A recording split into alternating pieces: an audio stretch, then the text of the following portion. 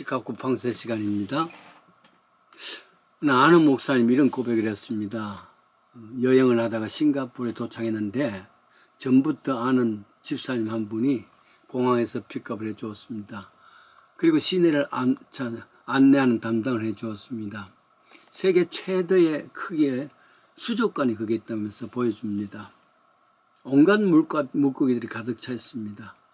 목사님 중에 식인상하예요. 피 냄새를 제일 잘 맡는데요. 그리고 이것 보세요. 세계에서 제일 큰 가오리죠. 안내하는 최 집사님은 감격하여 설명하게 분주합니다. 그런데 실은 이 목사님은 해외여행 피로 때문에 아무런 감흥이 없습니다. 빨리 호텔에 가서 좀 쉬었으면 하는 마음밖에 없습니다. 뿐만 아닙니다. 그는 그 많은 바닷고기에 대해서 별 감격이 없습니다. 놀람도 전혀 없습니다. 차라리 저 고기는 초장에 찍어 먹으면 회로 만들어 먹으면 맛있는 건데 이렇게 피곤할 때 저거 회로 먹으면 피곤이 확 풀리는데 저기 저 물고기는 회보다는 찌개가 좋은데 먹을 생각만 합니다. 왜냐하면 목사님 지금 배가 고프단 말이죠. 또 뿐만 아니라 목사님 바닷가에서 자랐었고 지금도 바다가 있는 곳에 항구 도시에서 목회를 하고 있기 때문에 먹는 것에 대해서는 고기에 대해서는 일각에 있는 사람입니다. 사물을 보는 눈은 사람에 따라서 그리고 그 사람의 기분 따라서 달라질 수 있습니다. 어떤 관점에 대하는가 하는 다름마다 천차만별이 되겠죠. 1890년대에 독일의 재상 비스마르크가 청나라 초청으로 중국 북경에 왔습니다. 당시 최고 재상인 이홍장이 영접을 합니다. 두 사람 관계는 회담 후에 성공적으로 다 했습니다. 떠날 때 비스마르크는 이홍장에게 강아지 독이죠. 한 마리 선물합니다. 예쁜 강아지였습니다. 한 2년쯤 후에 국제회의장에서 재상봉을 했습니다. 반갑게 악수를 하면서 이런저런 이야기 끝에 비스마르크가 얘기합니다. 참 그때 죽어가는 강아지 어떻습니까?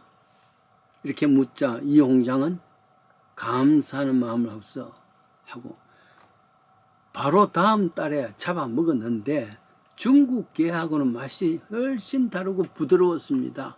고맙습니다. 비스마르크는 얼마나 놀랐는지 말이죠. 비스마르크에게는 그 강아지가 애완견이었지만 이홍장에게는 식용견의 이상이 아니었단 말이죠. 호의를 주는 사람과 호의를 받는 사람 각각 생각에 따라서 결과는 달라질 수 있습니다. 하나님과 인간 관계는 더 큰 차이가 있습니다. 사람 관계만이 아니라도 인간 관계는 또 이렇게 차이가 나는데 하물며 하나님 생각과 사람 생각과 차이는 더 구별되겠죠. 그런데도 인간은 그 좁은 생각에 하나님을 가두어 두려고 하나님을 다 해석하려고 오후한 우를 범하는 게 인간입니다. 이러면서 철학이 이념이 신학이 그 철저망 안에 하나님을 가두려고 하는 것이죠. 예레미야 선지자는 이런 일을 예레미야 29장 11절에 이렇게 말합니다. 여호와가 말하노라 너희를 향한 나의 생각은 내가 아나니 재앙이 아니라 곧 평안이요 너의 장래에 소망을 주려는 것이다. 인생은 살면서 여러 가지 고난과 아픔이 있습니다. 그 고난과 아픔만 가지고 어째서 이렇습니까? 원망하고 불평하겠죠. 그러나 하나님께서는 아니다.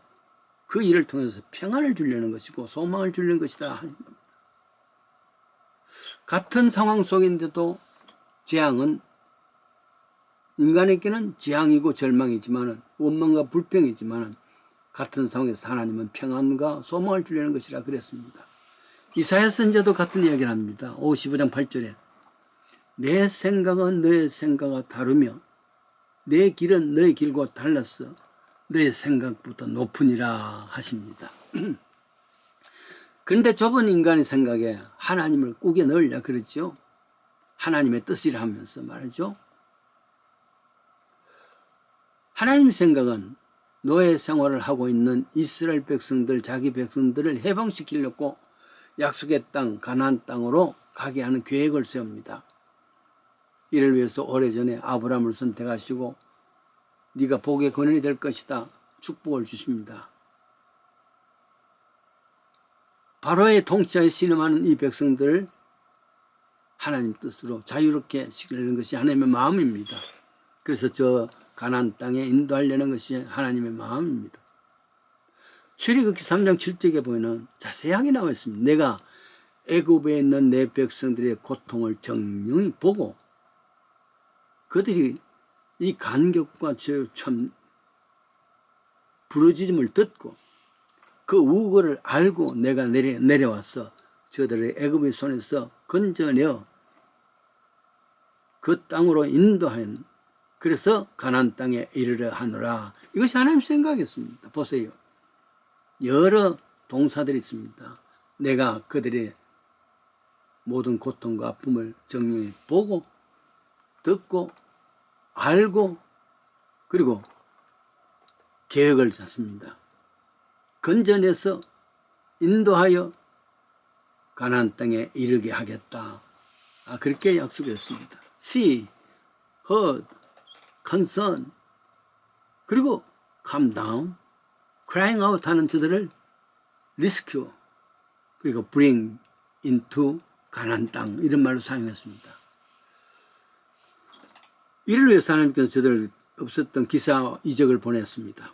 10가지 재앙을 부었죠. 홍해 물을 갈렸죠. 반석에 물을 내게 했지요. 새벽마다 아침마다 밥 걱정 없도록 만나를 주셨지요. 때로는 메추라기도 주시고 말이죠. 이건 하나님의 약속이여 신실한 은혜였습니다. 그런데 이런 은혜에 성경에 보면은 늘 감사하고 그 은혜를 찬양을 해야 되는데 대신에 날마다 짜증, 원망, 불평입니다. 왜 우리를 불러내서 이 광야에서 죽게 하는고? 애굽에서 고기 가마 옆에 있을 때 얼마나 행복했는데 이런 원망과 불평만 아니라 실제로 회군하자, 애굽으로 돌아가자 해서 장관 하나 세우기도 하고 그랬습니다. 선동하는 모습이죠. 그러나 놀랄 것 없습니다. 왜냐하면 우리가 지금 사는 이곳이 광야입니다. 이 광야에서 하나님의 끝없는 은혜를 불구하고 감사하기는 그냥 지금 우리들 입장에서 누구 때문에 누가 잘못했네, 원망이요, 불평, 이게 가득 찬 사회 아닙니까?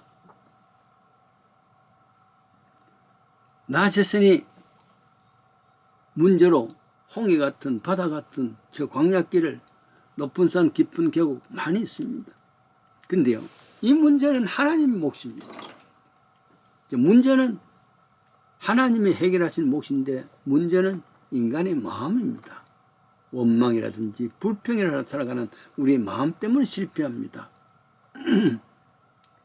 이로 인해서 한 달 내로 들어갈 수 있는 가나안 땅을 목적지를 40년간 걸렸다 그랬습니다. 인간의 작은 가슴으로 하나님의 마음을 살피지 못해서입니다. 그래서 데살로니가전서 5장 16절이죠. 항상 기뻐하라, 쉬지 말고 기도하라, 범사에 감사하라. 이렇게 하신 것 같습니다. 비록 광야 같은 사막길을 해도 행복할 수 있단 말이죠. 그러나 파라다이스 같은 그런 세상이라 할지라도 하나님의 마음을 읽을 수 없다면 원망과 불평으로 충만해질 것이고 이것이 불행의 초점이 될 것이란 말이에요. 결국은 배부른 돼지보다 고민하는 소크라테스가 되기를 원했지 않습니까? 지금 나의 원망과 불평은 하나님의 계획을 몰라서입니다.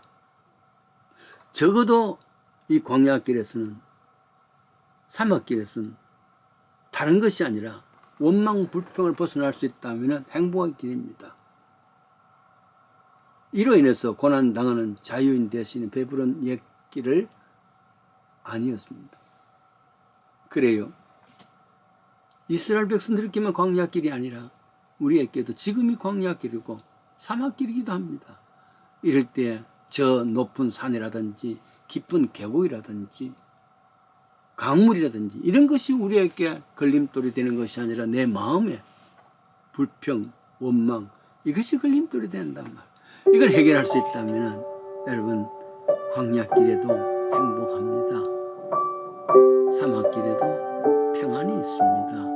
이런 행복과 평안이 있기를 원합니다.